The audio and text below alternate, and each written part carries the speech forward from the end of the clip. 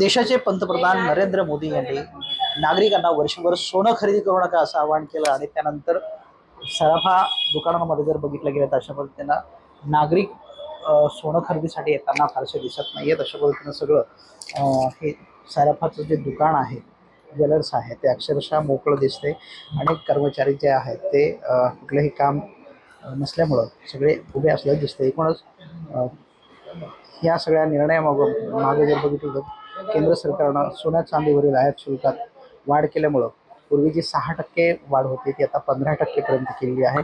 Basic custom duty वाढवण्यात आलेली 10% 9% जवळपास आणि त्याच्यामध्ये कृषी पायाभूत सुविधा उपकर AIDS समाविष्ट करण्यात आला आहे. 15% अशी एकूण आतापर्यंत आयात शुल्क जे आहे तो वाढवण्यात आला आहे.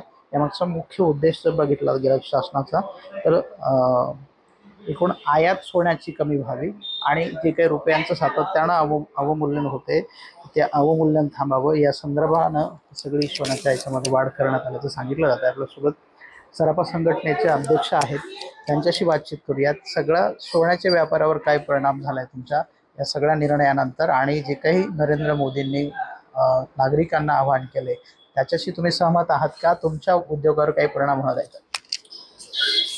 आज 2 दिवसापूर्वीच्या पंतप्रधानांनी जी घोषणा केली सोन्याबद्दल, मी महाराष्ट्र राज्य सराफ सोनेकर फेडरेशन सचिव सराफा असोसिएशन नांदेड याला त्यांना असं सांगू इच्छितो की आज संपूर्ण महाराष्ट्रात 40 ते 50% बाजार ओसरलेला आहे.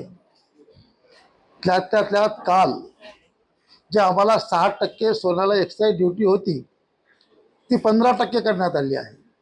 15% एक्साईज ड्युटी आणि 3% GST हा 18%चा भार प्रत्येक ग्राहकांना सोसावा लागतो.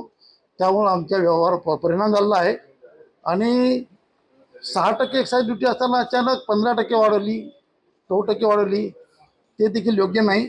माझी केंद्र शासनाला एवढीच विनंती आहे की आज सराफ सोनाकार व्यवसायातून शेकडो कोटीचा GST केंद्र शासनाला, राज्य शासनाला मिळतो आणि अचानक 1 वर्ष तुम्ही सोनं खरेदी करू नका. आज एखाद्याच्या गरीबाच्या घरी लग्न असेल, लेकरू जन्मला असेल तर त्याला सोन्याच्या काडीनं काढता लागतं. ही चांदी सोन्याची खरेदी थांबणार नाही आणि भविष्यामध्ये 2027ला 2.5 लाख रुपये सोनं होण्याची शक्यता आहे. हे अंदाज कशावरून वर्तवताय तुम्ही? म्हणजे लोकांना भीती वाटेल असं हे सगळं? तुमचं म्हणणं बरोबर आहे. काही दिवसापूर्वी 4.25 लाख रुपये किलो चांदी झाली ती.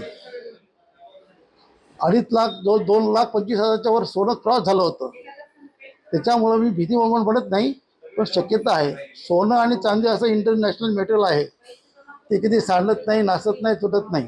त्याचं वरचीवर व्हॅल्यू वाढत असतं. मोदीजींच्या आव्हानानंतर सोन्याच्या दरामध्ये किती वाढ झाली? चांदीच्या दरातले काय आता सध्या स्थिती आहे? जवळपास आज 7,000 ते 8,000 रुपये तोळ्याला वाढ झाली सोन्याला आणि जवळपास 8,000 ते 10,000 रुपये चांदीला वाढ झाली.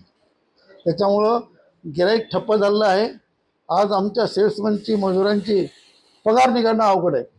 या सगळ्या निर्णयासोबत तुम्ही आहात का संघटना म्हणून? का तुम्ही काही मागणी करता असणार? माझी एकच म्हणणं आहे, पूर्ण केंद्र शासन असो, शासनाला असो, टॅक्सवर चालते. जर आमचा व्यवहार ठप्प झाला तर टॅक्स कमी होईल, ते सरकारला नुकसानच होईल. असं एक माझं 100% मत आहे. मागणी काय कराल सरकारकडे? एक्साईज ड्युटी कमी व्हायला पाहिजे आणि आमच्या व्यापारावर 1% GST ठेवायला पाहिजे, अशी माझी मागणी. आज फक्त 1% GST ठेवा आणि जे काही आयात शुल्क आहे ते सुद्धा कमी करा, अशा पद्धतीची मागणी सराफा संघटनेच्या वतीनं करण्यात आली आहे. व्हिडिओ जर्नलिस्ट गणेशसह गजानन देशमुख, TV9 मराठी, नांदेड.